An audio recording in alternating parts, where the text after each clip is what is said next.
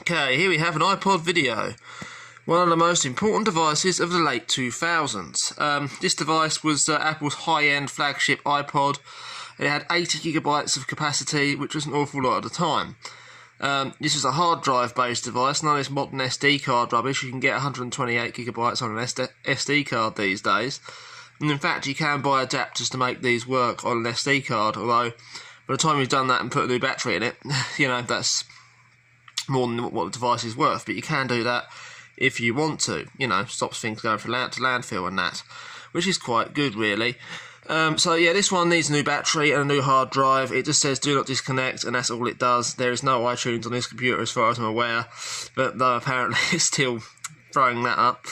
It clicked when it was working, like a hard drive click of death, and the battery was pretty worn out as well, which is no surprise. This one was owned by a plumber, so it's had quite a hard life, being moved around vans and job sites and in your pocket with all the brick dust and crap, and you know, it's done quite well considering. This was a really important device for Apple though.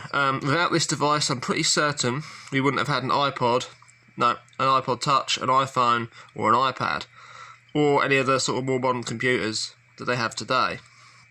You know, Apple before the iPod came out was really seen as a failing electronics company. You want to, you know, you might want to argue that, but it's true. No one bought Apple products. That was, you know, when the iPod came out, everyone started to buy Apple products, if you know what I mean. It was like they became popular, and everyone wanted an Apple computer to go with their phone. No, their iPod rather. And, you know, that was quite a big deal when Apple got a load of cash coming in because of the iPod and sales were up, and they could innovate on more devices, you know. So more money went more innovation and better products. There was, of course, the controversies to the iPod. There's even a song called the iPod Death song that they weren't particularly reliable, or at least the early ones weren't, and the battery would last about 12 to 18 months before you needed to replace it. And talking to things that need replacement, this bleeding phone is the camera's kind of broken. I kind of dropped it, and yeah, as you can see, I'm around someone else's house and happened to have this old thing lying around, so I figured I'd make a video of it.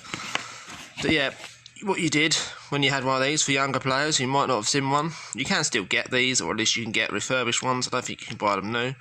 But you know, you'd have menu, then you'd scroll through the menu like so, and then you would select with the centre button.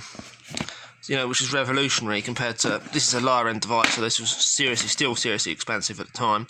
This is a hard drive based creative Movu 2 4GB, and this is how you used to operate it. You had all this space here, then tiny, like, what the hell is that? No, just no. This was far better as far as user friendliness goes, and that was really where Apple got it right, and they started to produce a lot of accessories like speakers later on that would plug into it via the good old 30-pin connector, because they hadn't gone USB-C or Lightning connector by this point. Anyway, that concludes the video of the iPod. See you later. Lots more tech, push bikes, another video, you know, things on this channel. Laters.